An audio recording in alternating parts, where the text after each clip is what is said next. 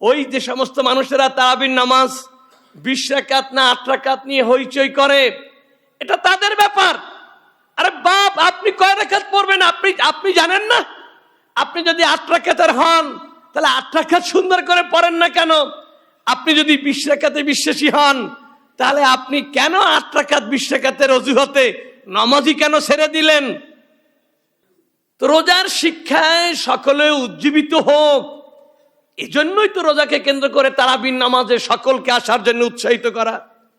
আসুন আমরা রোজার শিক্ষা বুঝি আর না বুঝি, আমরা রমজান কেন্দ্রিক যে কার্যক্রমগুলো আছে এগুলোকে বাস্তবায়নের মধ্য দিয়ে আমরা মানুষ যাতে অজান্তেই রোজার প্রতি ঝুঁকে সেজন্য ব্যবস্থা গ্রহণ করতে পারি। তারাবির নামাজে আমি নিজে যেমন যাব, আমার স্বজনদেরকেও সাজিয়ে গুজিয়ে সাথে করে তারাবির জামাতে নেওয়ার চেষ্টা করব।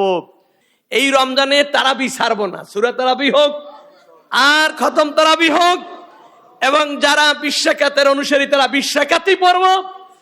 যাদের নসিব ভালো না 20 রাকাত শূন্য, যারা পছন্দ করে না 8 রাকাত খোঁজে, ও যাই 8 রাকাত খুঁজুক, কি ঠিক আছে কিনা? কিন্তু আমি একটা বিনীত আরজ করবো, 8 রাকাত আল্লাহ 20 রাকাত আল্লাহ মসজিদে নামাজ পড়িয়েন না, কেন আমাদের ইমান বড় দুর্বল। আপনি যখন 8 রাকাত পড়িয়ে ভাগেন, আপনার দেখা দেখি 20 রাকাত আল্লাহ কিছু ভাগ্যে যায়। এই পাপটা আপনি কেন মাথায় নেবেন? আমি একটু আল্লাহরে ডাকতে চাই, আপনি এসে অসহসা দিয়ে ইবলিসের কামটা করবেন কেন?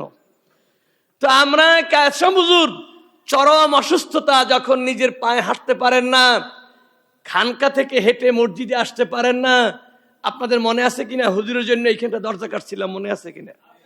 কালো রঙের একটা দরজা ছিল, মনে আছে? দরজাটা কেন কেটেছিলাম? যে হুজুর খানকা থেকে আসতে কষ্ট হয়। যখন হুজুর এই কাছের দরজা থেকেও মসজিদ পর্যন্ত আসতে পারেন নাই, তখনও জামাত ত্যাগ করলেন না, দুইজনার কাঁধে ভর দিয়ে তারপর মসজিদে আসতেন। আপনাদের কি মনে নাই যে হুজুরকে 2 কাঁধে চড়িয়ে হুজুরকে মসজিদে এনে দাঁড় করিয়ে দেওয়া হতো? যেই মানুষটি পায়ে হেঁটে মসজিদে আসতে পারছেন না, সেই মানুষটি খতম তারাবির মতো নামাজ, আর নেসারাবাদের খতম তারাবি তো অন্য তারাবির সাথে সময় বেশি লাগে, সেই খতম তারাবির নামাজ দাঁড়িয়ে দাঁড়িয়ে এক নাগারে 20 রাকাত নামাজ সব শেষ করার পরই কেবল যে বসে পড়তেন, এই বসা থেকে আর উঠতে পারতেন না, আবার কাঁধে করে তাকে রুমে নিয়ে যেতে হতো। মরণ পর্যন্ত কোনোদিন এক রোজাও তারাবি তিনি আসেন নাই, আসলে বসে বসে পড়ছেন, এমন কোনো ঘটনা শোনা যায় না। এই তো কায়েত শাহ হুজুর তার বাড়িতে এসেছেন জুমা পড়ার জন্য। অতএব বুঝতে হবে, তারাবি শুধু তারাবি নয়, আপনি রোজা দ্বারা কি চান সেই সমাজ গড়ার এক মহা সুযোগ।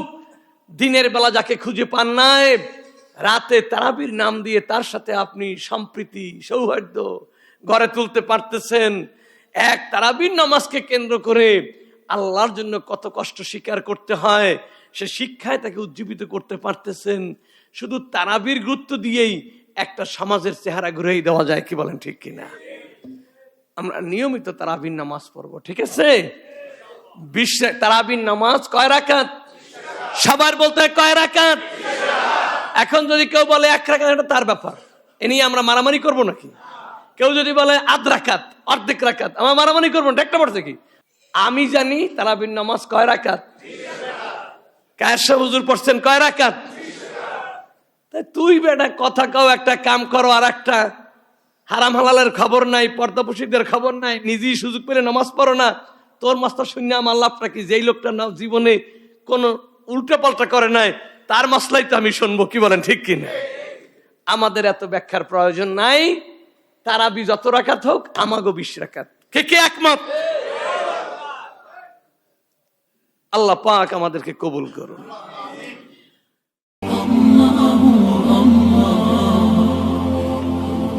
আপনারা দেখছেন এটিআর টেলিভিশন, সত্য প্রবর্তনে ঐক্য।